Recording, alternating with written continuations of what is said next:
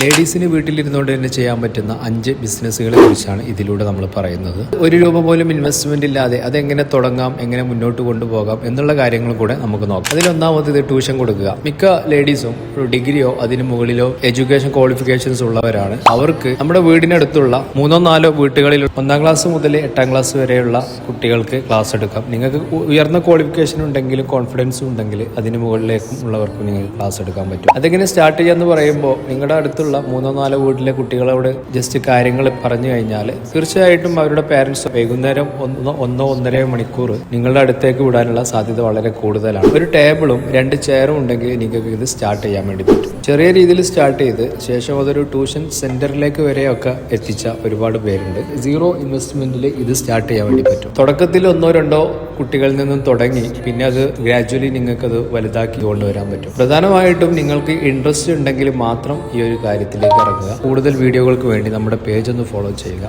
Thank you so much.